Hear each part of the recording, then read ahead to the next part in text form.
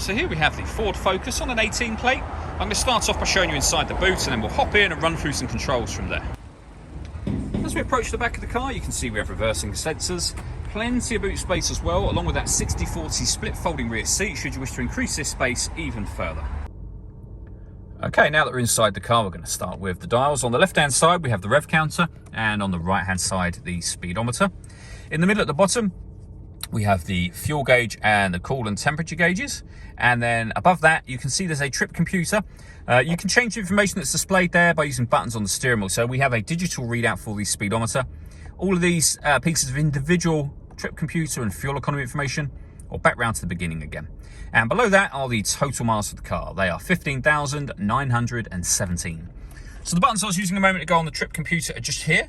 We have cruise control and speed limiter beneath that. And on the right hand side, stereo and phone controls. You can only use the phone controls after such time as you pair up the phone, which is done over on the touchscreen in the center. Hit connect a phone and then pair phone. Search for your vehicle on your device and select it once it is found. And just follow the instructions on screen from there. Up on here, you can see that we have satellite navigation. There's a full video showing how this system works on our website and on our YouTube channel. And then when it comes to music, we've got the radio, of course. So we have AM, FM and DAB radio, CD player, Bluetooth audio as well, so you can stream your music wirelessly. And this car's got two separate USB inputs, so you can plug devices into either or both of those, and they will appear up on here as further options for you. Working our way down, we have the main volume for the stereo and then the CD player just there. We then have dual zone climate control. So firstly, you can turn the system on by adjusting the fans.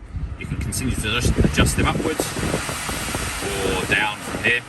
You can then adjust your passenger temperature, your driver temperature, and you can determine where you'd like the air to be distributed.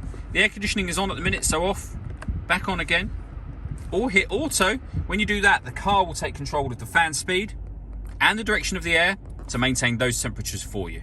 You can override that by making any manual adjustment, as you've just seen I've done there. Auto has now gone off.